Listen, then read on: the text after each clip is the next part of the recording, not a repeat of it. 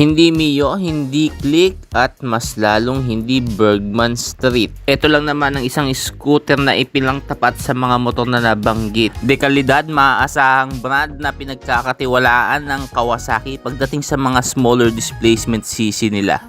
Ito ang Modenas Brusky 125. Ano ang meron sa motor na ito? Bakit mo kukunin ngayong taon? Tara, isa-isahin natin to. Sinasalamin ang ganda ng gabing sariwa. Hindi nagmamadali sa bawat pahinto. Pinagmamasdan ng bawat kurba at kanto. Ramdam ang bawat tibok ng makya sa ilalim. Sa bawat pag-apak tila lalong lumalim. Mula sa bintana tanaw ang mga ilaw. Sa bawat iskinita tayo ay sumasayaw.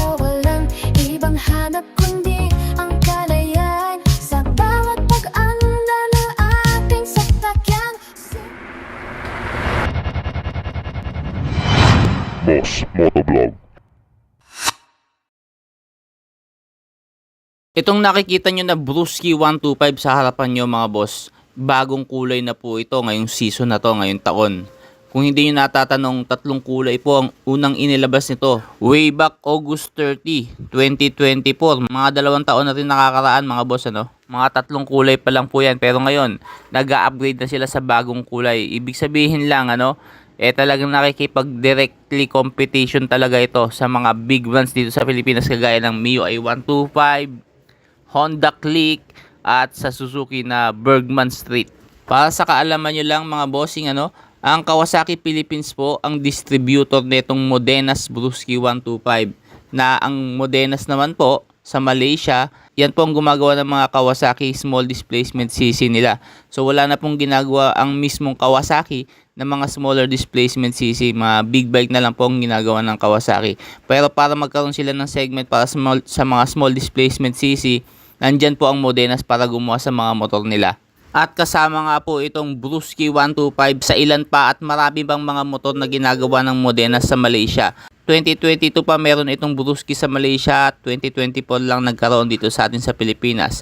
Para syempre makipagkompetensya na rin sa mga naglalakihang brand kagaya ng Honda, Yamaha, Suzuki dito sa Pilipinas, na alam niyo naman pagdating sa mga scooter, number 1 po yung mga motor na yan, ano? At halos dekada na rin pong meron yan, at matagal na rin po huling naglabas ang Kawasaki ng kanilang mga scooter. Way back 2006 pa po ang huling labas nila is yung Kawasaki Curve 125. Hindi na po nasundan yon dahil nga mula noon hindi na rin po sila gumagawa ng smaller displacement cc. Mga big bike na lang po ang mga sumisikat sa kanila, at yun na lang po, dun sila nakapokus, ano?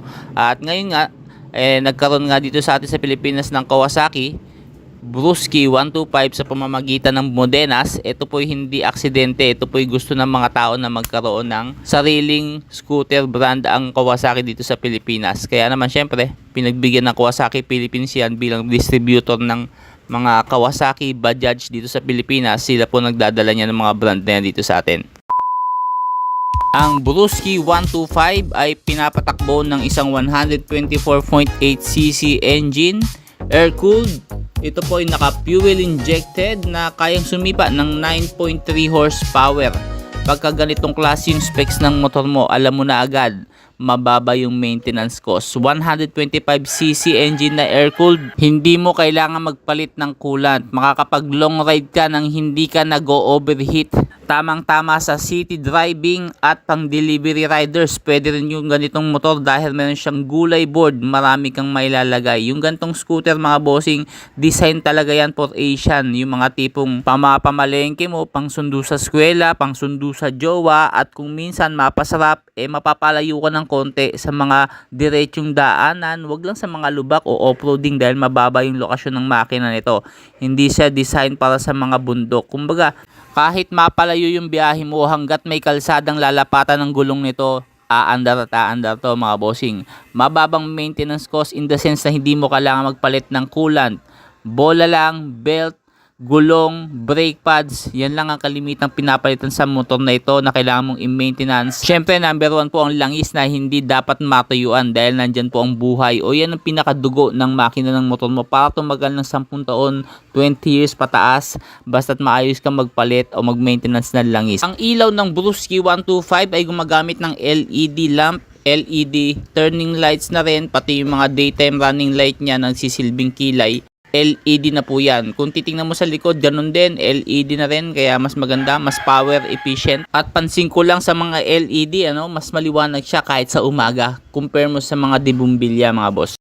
Hindi mo kailangan kumambyo sa scooter na ito. Ito po ay automatic, So piga ka lang ng piga ng cambio mo, hindi mo na kailangan magpalit ng mga gearings kagaya ng mga manual. Ang maganda sa mga automatic scooter na kagaya nito, makukuha mo dito yung komportable ka sa pagmamaneho. Wala ka na kasing iisipin piga ka na lang piga, tapos navigation, ganun lang. Napaka-convenient niya, kumbaga mas maalwan siya kahit mga babae, mga newbie rider na nagsisimula o kahit yung mga may edad na kayang-kayang imaneho ito kahit nga disabled, isang paa lang na mamaneho to At ang advantage nito over sa manual, ito po ay less vibration dahil gumagamit po ito ng belt. Hindi po siya gumagamit ng dekadena which is kumbaga yung vibration mas malakas kumpara sa belt. Smooth lang po ang transition ng power. Kaya lang nila sinasabi na ma-vibrate daw yung ganitong automatic dahil po yun sa setting ng bola. Kumbaga kulang ng lubrication yung bola, hindi mo nalagyan ng grasa o nilagay mo na dry yung bola mo na nagko-cause ng pagbabibrate ng motor mo. Pero kung nalagyan mo ng grasa yung bola mo, hindi mo mararamdaman ng vibration, kahit isang vibration wala. Smooth lang ang transition, tuloy-tuloy, walang palit ng gearings. Itong Kawasaki Brusky ay kaya magkarga ng 5.1 liters fuel tank capacity at kayang tumakbo ng 38 km per liter on city riding. Matipid na yan at marami-raming palengke na ang mapupuntahan mo. Sa halagang 75,000 to 77,000 pesos, isang variant lang po inilabas ng Kawasaki Brusky 125. Ito po yung standard version which is makikita mo naman sa panel na to, napaka basic. Yung kanya mga buttons, mga basic lang din, walang masyadong fancy electronics. Sa susian nito, traditional na susi pa rin, hindi kagaya ng iba na di keyless, may mga kung ano-ano pang di baterya na kailangan yung susi mo may baterya. Wala na pong gano'n. Susi na lang, gas and go, aalis ka na. Wala masyadong fancy electronics. Kung gusto mo na additional safety, magbaong ka ng kadena, ipadlock mo yung gulong. Disc brake ang harap. Drum brake naman po ang likurang preno. At maganda rito, meron pa rin siyang kickstarter na gustong gusto ng mga karimitan bumibili ngayon para makasigurado daw pagka nalobat yung baterya. Papadyakan po nila. Pero actually sa panahon ngayon, sa totoo lang, yung kickstarter po is hindi na po kailangan yan, lalo na sa mga fuel injected na motor. Pag-usapan natin sa ibang video, particular dito sa kickstarter, kailangan ba o hindi. Pero itong Brusky 125, ang motor na ito sigurado at maire-recommend ko sa inyo, this is a highly recommended scooter na pwede mong mabili ngayon sa Philippine market.